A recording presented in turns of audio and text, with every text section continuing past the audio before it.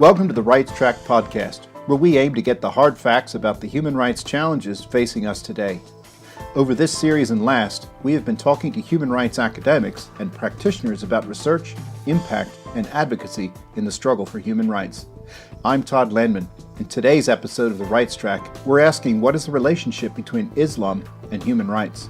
My guest is Akbar Ahmed, the Ibn Khaldun Chair of Islamic Studies at American University in Washington, D.C., and the former Pakistani High Commissioner to the UK and Ireland. He has had numerous other prestigious appointments and is author of a large number of publications. His recent work is a quartet of studies published by Brookings Press, examining the relationship between the West and the world of Islam, including Journey into Islam, Journey into America, The Thistle and the Drone, and Journey into Europe. So welcome, Akbar. It's great to have you on this episode of the Rights Track.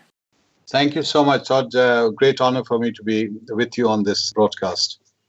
So you're joining us from Washington, D.C., I assume, and there's a lot happening in the United States at the moment. We'll get to all that, but I thought what we do is start this podcast by maybe engaging in what I would call a process of myth-busting about Islam. And one of the things I keep seeing in social media, popular commentary, and the press more generally is this claim that somehow Islam is more inherently violent than other faiths. And I wonder if you could just say a few words about that particular myth. Yes, Todd, this is, of course, now a very widespread perception of Islam. It's become a kind of stereotype accepted by millions of people across the world. Now, I find this really curious, puzzling, sometimes exasperating, because I know where it's coming from. It's coming from the acts of violence in the Muslim world committed by people forming groups like ISIS and other militant groups. But for me, as a Muslim, with a tradition of inheriting a legacy from my family of Islam, I find it curious because to me, Islam is the contrary. It is, in fact, a religion of compassion. For me, logically, if God in Islam defines himself as Rahman and Rahim, which means beneficent and merciful, then religion could hardly be violent and cruel.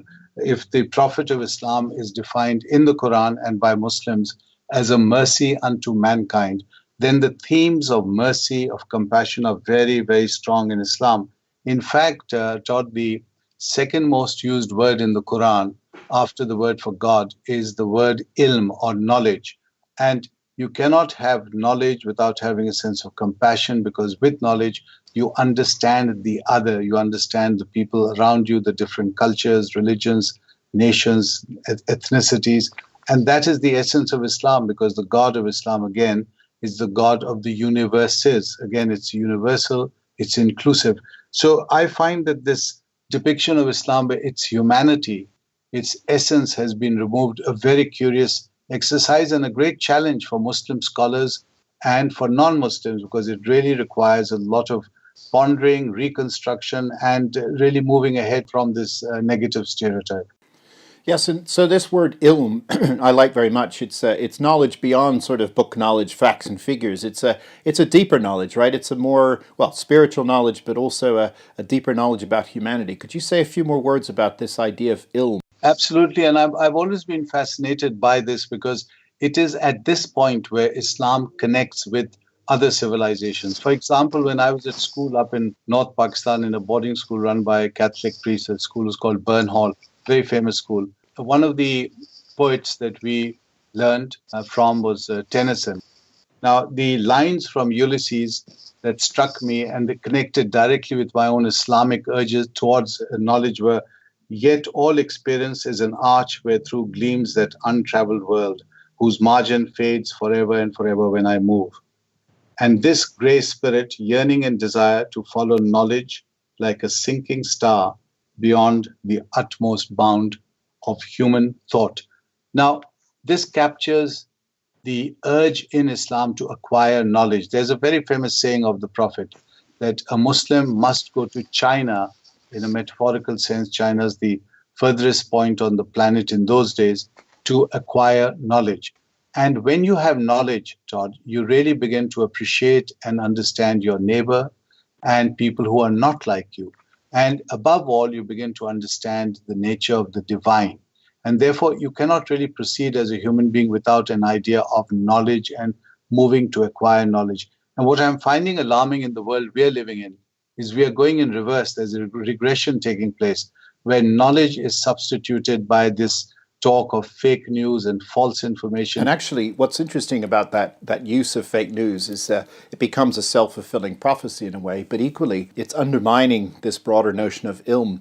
And if ilm is about understanding the other, what's really interesting about the claims about fake news and the building of boundaries around people taking place at the moment through discourse, rhetoric, and through action is not wanting to know the other, assuming what the other is, and then blocking the other, right? So there's this kind of, let's erect a wall around the other, let's not let the other in. We don't really want to understand them because we already have assumptions about them, and that plays right back into Islam being inherently violent, and if it's inherently violent, then all Muslims are potentially violent, and therefore we don't want them coming into our country. I mean, that's the kind of false or fallacious reasoning, if you will. There's a kind of false conclusion being reached by these erroneous premises, and it's undermining ilm, it's undermining our sense of humanity, and it's creating these deep divisions in society. Exactly, and it's depriving us of the capacity to really understand and to reach out to each other, because we end up by seeing each other as caricatures. And that is very dangerous, because when you start misrepresenting the other, you begin to very quickly demonize the other, and there is a lot of demonization taking place. And very soon, Todd, you're seeing acts of violence. So you've got Islamophobia, followed by anti-Semitism here in the United States. You may have heard that a couple of days back, someone shot at some Hindus from India, killing one young man. Now, this kind of hatred, which begins to escalate, begins to spread, is something all of us should be alarmed about and work towards checking and stopping.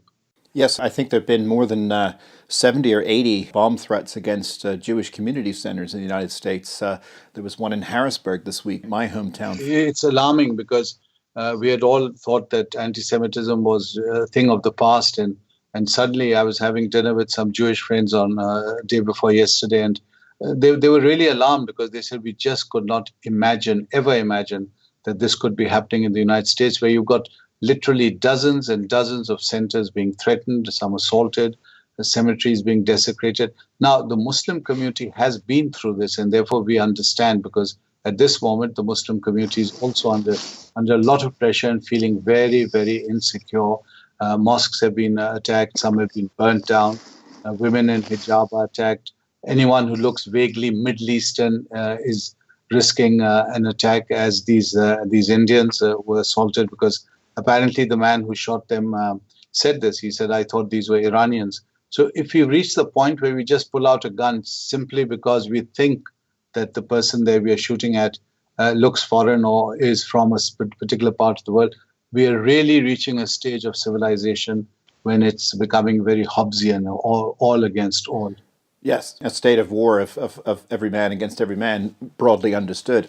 I wonder if we could turn to the second myth that I hear often repeated, is that Islam is in some way incompatible with democracy. And yet, I've been to Muslim majority democracies in the world before, and they have functioning political parties and elections and peaceful transfers of power, etc. So there's a real sort of, again, I think a real kind of misperception about how Islam can work within a democratic society. And I wonder if you might reflect a bit on that myth. Yes, this question about Islam's compatibility with democracy occupied me when I arrived in England at Cambridge University in the late 80s as the Iqbal Fellow and the Iqbal Chair there. We have a Pakistan chair at Cambridge University. And one of the things that I thought would be useful for me to do is to try to answer this question. And I tried to answer it through a series of projects which I call the Jinnah Quartet, which included a feature film with Christopher Lee as Jinnah, the founder of Pakistan, a documentary on Jinnah, which is online and available, an academic book, and a comic book. And I really tried to understand the nature of democracy in the Muslim world today in terms of modern Islam. And it raised all kinds of fascinating questions. Number one, the fact that there was a movement towards a modern Muslim state, that was Pakistan in the 1940s, to create a state where women, where minorities, where everyone have their rights under the constitution and are protected under the constitution. And the fact that there would be a democracy and there would be elections and an accountable political leadership. All these were embedded in Jinnah's vision of this modern democratic Pakistan. Now, it didn't quite work out that way. So we've seen series of martial laws in Pakistan. But again, the urge is always towards Jinnah's vision, and that gives me hope. Now, having said that, we have to be cautious here, because those people who judge the state of democracy in the Muslim world by the current leadership in the Muslim world will no doubt be disappointed and may no doubt come to the conclusion that Islam does not promote democracy. I would say do not judge the Muslim world today and assume that democracy is rejected or not desirable in the Muslim world. I would say step back and ask, what does Islam say about democracy? Or in the 8th century when Islam came, about an egalitarian ethos. And I would say it is very, very strong within Islam, which allows us then to build a premise that if this is the correct idea of an egalitarian society, we can then build a genuine democratic polity on that basis. So nowhere is it incompatible. For example, if you went to the Hajj in Mecca when 2 or 3 million pilgrims gather from all over the world, you'll see that they're kings and prime ministers, and you or I may be standing next to them, worshipping God there, just lost in our own spiritual thoughts and ideas. It's complete democracy. Everyone is dressed in a certain way, which strips you of your identity on earth as an important man or a very rich man or a very powerful man. When people say prayers in a mosque, again, you line up and you take the position wherever you get a slot to stand. Again, it's not based on hierarchy. It's not based on any sense of authority. So there are very strong features in Islam which promote an idea of egalitarianism. And I think we often don't see this, right? So for the non-Muslim world, I mean, I've not been to a service at a mosque, for example. I've barely been inside a Muslim home. I mean, I've visited a Muslim leader, a local leader in Bangladesh, in Dhaka, for example, and I've been occasionally in Muslim homes. But generally, there is this separation of knowledge that we don't know, for example, that this idea that in the Hajj, the homogenization of dress has an egalitarian impulse behind it. So that's not something that is well known in the non-Muslim world. And I think it's really interesting that you're pulling out some of that egalitarianism and how that might be compatible with democracy. And I guess if I extend the argument with a notion of human rights, and of course, a lot of the human rights discourse is around individual rights. And I'm curious if I might ask you about the role of the individual versus the role of the group, because human rights talks about collective rights, minority rights, group rights, but also highly individualized rights. And what's the role of the individual in Islam and the Muslim community versus the role of the community, the larger collective? Todd, in Islam, again, the notion of human rights, the notion of compassion, of feeling for people, particularly the vulnerable, which means the orphan, for example. The Prophet himself was an orphan, so he was very sensitive to the vulnerable. It comes through again and again in his sayings and in the Quran. So these features in Islam are very, very deep and very strong. So, for example, at the end of the year, every Muslim is supposed to give charity to the extent of 2.5% of their wealth, which is a lot of money if you're reasonably well off. And that goes straight towards people who need that kind of assistance. So the idea that an individual must be involved in expressing compassion feeds into the idea of the community then expressing compassion. So, for example, going back to the mosque example, if you go during the month of fasting to an average mosque, you'll see people coming in, paying for dishes, bringing in cooked food or paying, so that the stranger who happens to turn up for prayers, who would want to break the fast at that time in the mosque, would have access to a free meal. Passing by, there's a stranger who wants to spend the night there. Again, he's welcome. So all this is feeding into the idea of the community and the individual overlapping in terms of reaching out to the stranger or the needy. And by the way, in the Middle Ages until the modern era, these great mosques, the great centers of learning and the mosques in Cairo and the big cities of Islam, they welcomed all strangers, whether you were Christian, Jewish, whoever. So there was no denomination in terms of welcoming people who needed to be given shelter or some food. I wonder now if we could turn to your book, The Thistle and the Drone. I think the title is really compelling and quite fascinating. But in The Thistle and the Drone, you're writing about the war on terror since 9/11. And you have a very strong message in that book. And I wonder if you might just share the thesis of the book with us and your thoughts about how that's been received. The Thistle and the Drone, Todd, now that you ask, its reception was very, very interesting because I wrote it when the drone was and still remains a very fashionable and oft-used weapon to hit at the terrorists and the tribesmen, especially in areas like Waziristan between Afghanistan and Pakistan, Yemen, Somalia, and other places where the United States and its allies are involved.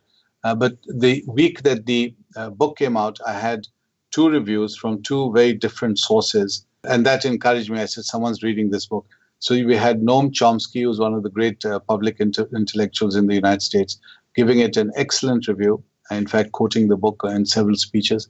And the CIA, again, on its website, I think it's still there, giving it, again, a very good review. And being the CIA, they had investigated my entire academic career, and they read a lot of my books and mentioned them and said, these books really have to be read if you need to understand the Muslim world. So I was very pleased that I was getting this response from 2 very different sources.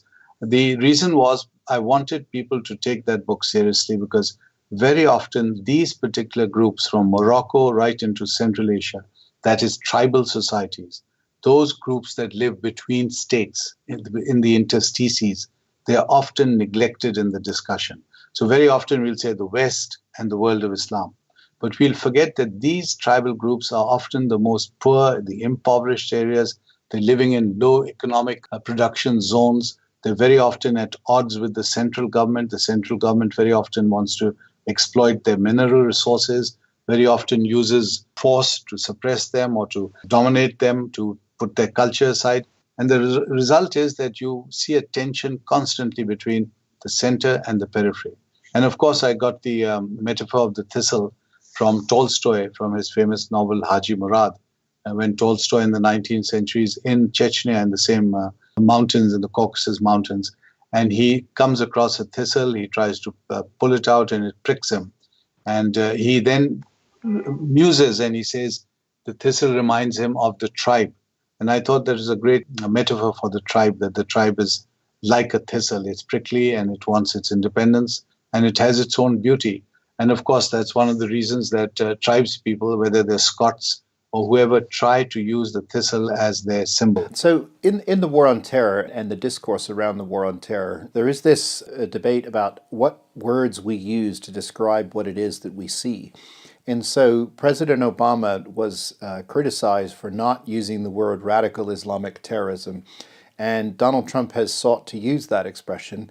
And now his new national security advisor wants him to sort of back away from that language. Can you tell me, A, what's the controversy around that usage? What do you say when you talk about violence committed on behalf of, nominally on behalf of Islam, etc.? Where do you settle on the proper use of language to describe a set of terrorists like in Mumbai or in Paris, etc.? I look at it this way, Todd, and I have been in the field, as you know. I've been a commissioner. I've been in charge of law and order. For me, if there are people breaking the law, whether they're Muslim or non-Muslim, is not relevant. These are people who are committing criminal acts and must be tackled, punished, and sent away or put away or dealt with. Now, the problem here in the United States is that because Obama refused to use this term, his opposition then clung to it and said he's not using it. Therefore, he's showing some kind of latent sympathy for the Islamic terrorists, and therefore he's weak on Islamic terrorism. And therefore, it became a point of issue. And I really think it's a nonsensical kind of a discussion to be talking about semantics, because it does not make an iota of difference to the real world and the real situation on the ground. Whether you call them A, B, or C. I mean, you remember Shakespeare's famous quote about the rose. Whatever you call it, it'll smell just as sweet as it is because of its nature. And similarly, an act of violence will be as nasty and filthy and foul as it would be, whatever you call it. So I think we've got into a tangent and we've got stuck there. So now, in order to, as it were, refute Obama or put him down or reject him, the new administration is very consciously using the word Islamic radicalism, as if by doing that, we are nearer to solving the problem of tackling ISIS and all those terrible militants who are even now playing havoc across the Muslim world. So Donald Trump has pledged to wipe radical Islam off the face of the earth. That seems like a quite extraordinary claim, and it would require the very partnerships that are at risk, given his comments about NATO and the European Union and other allies of the United States, long-standing allies. And it seems to me this hyperbole around wiping it from the face of the earth has almost sort of biblical proportions to it. It feels like an old clash between different religions. It feels like this kind of crusade language that we've heard from previous administrations. What do you think about all that? Well, again, Todd, you use the word hyperbole, and you're right, because when you use words like that, they very often come and expose your position as being in a cul-de-sac, in a dead end, because if he is to wipe it out, and ISIS must be checked because they're really playing havoc. Remember, the main victims of ISIS are Muslims themselves. I mean, they've killed thousands and thousands of people and disrupted societies on a huge scale, a biblical scale. So they need to be checked and wiped out. But the question is, how do you do it? Because on the one hand, you're saying we will wipe you off the face of the earth. On the other hand, you are then degrading or humiliating your very partners who would work with you in the field, that is NATO and the European powers. And thirdly, you are then banning and humiliating and arresting and deporting or threatening to deport and threatening to ban those very Muslims who you need to be allies in the field in order to check ISIS. Fighting, see, like in Iraq today for the battle for Mosul, it's the Iraqi troops that are fighting alongside the Americans. And Iraqis are saying, they're watching the news here, and they're saying, I hear the BBC interviews and so on, where they say, look, on the one hand, we are not allowed to visit you. On the other hand, you expect us to sacrifice our life fighting for you. So there are many contradictions in such a broad, sweeping description of tackling one specific problem in one specific part of the world, because ISIS does not represent the entire Muslim world, Todd. Very important point to emphasize. Muslims are about 1.5 billion people. Very soon, in a decade or two, they may be 1/4 of the planet. You cannot simply take on this population simply because you may have 20 or 30,000 people who believe and support ISIS. Yes, and so I've written about this as using the logic of equivalence, so that you're basically saying all Muslims are bad because this group is Muslim and bad, and therefore all Muslims are bad. And I wonder if we might just finish our discussion this evening about the travel ban itself, because there's a logic behind the travel ban. First of all, in the campaign, Trump had said he wants to have a total shutdown, a total ban on all Muslims entering the country. And whether it was temporary or permanent, etc., the language was quite strong about all Muslims entering the country. And then this list of dangerous countries, the 7 countries, was used, and the claim, of course, that this is a set of countries identified by the Obama administration as having the highest prevalence of terrorist incidents, as well as development of terrorist networks, etc. And then also the factoid that a high percentage of people, in the high 90s, those in the populations of those 7 countries, are Muslims. And so the shorthand was, this is a Muslim ban, and then that was contested. This is not a Muslim ban, it's just a ban from those particular countries. And it's got a little bit complicated, of course, with the legal appeals and the courts telling the president that actually, that ban is unconstitutional and cannot be upheld. So I wonder if you could just reflect a bit about the nature of the ban, the kind of damage it's doing. Silicon Valley is worried they won't get Iranian coders to work on their projects. The banking and financial industry, the universities, a lot of people worried about what this does. We had a Welsh teacher named Mohammed who, as a British citizen, grew up in Wales, and he was kicked off a plane in Reykjavik and returned to Britain because the Americans said he wasn't allowed to escort his student class to the United States. It means a real impact, real effect on real people currently. So I wonder if we, just in closing, you could reflect on the whole travel ban episode. I think this travel ban has been extremely unfortunate, especially the way it was handled. It has led to rumors, it has spread fear in the communities, not just the Muslims, and it's feeding into this larger sense of uncertainty. What's going to happen next? Where will all this end? People are talking openly and freely of the 1930s. They're talking of concentration camps and so on. Not a good atmosphere, and not a good way to actually go on to tackle the real objective, which is ISIS and how to check ISIS. I would say, Todd, and that's one of the reasons I did these studies. My last one, as you know, was Journey into Europe. And really, for me, it is crucial that this administration in America and the administration in the different countries in Europe work very closely with Muslim communities, with Muslim religious leaders, with social leaders, political leaders, particularly the youth. Involve the youth, make sure that they are open to employment, they have education, they become part of society. That is the future, and unless that happens, this kind of rhetoric, this kind of atmosphere is not good at all, particularly with the young generation in mind, because sooner or later there'll be acts of violence, there'll be more counter-terrorist activity, and the cycle of violence will continue. And if the objective is to stop it, then the way to do it is very, very different to this particular route that we are taking. I think that's just a really, really good way to finish our discussion this evening. I've seen you speak in public. You reach across the divide. You're very, very clear and precise in your language, and you have a clear vision about what the problems are, but also what the solutions are. We have to keep talking. We have to reach across our differences, reach across the gaps and divisions that separate our communities, and keep the conversation going. And I really like the emphasis on young people. The youth are the future for all of us. And kids learn this stuff at home. They learn this stuff on the street, and they need to learn compassion and understanding. And I guess we're right back to where we started from. This notion of ilm and that knowledge of the other is so important for us during these quite troubled times. So I just jump in and to say one thing, and which is that I learned from Lord Jonathan Sacks, the former chief rabbi of the UK, a beautiful phrase from the Jewish tradition, which is tikkun olam, which is to go out and heal a fractured world. And really, I see this world as fractured, and I think all Abrahamic people and non-Abrahamic people have to go out and heal this fractured world. It just leaves me to say thank you so much, Akbar Ahmed, for joining us here on The Rights Track. Thank you so much, Todd. Thank you. This episode of The Rights Track was presented by Todd Landman and produced by Chris Garrington of Research Podcasts.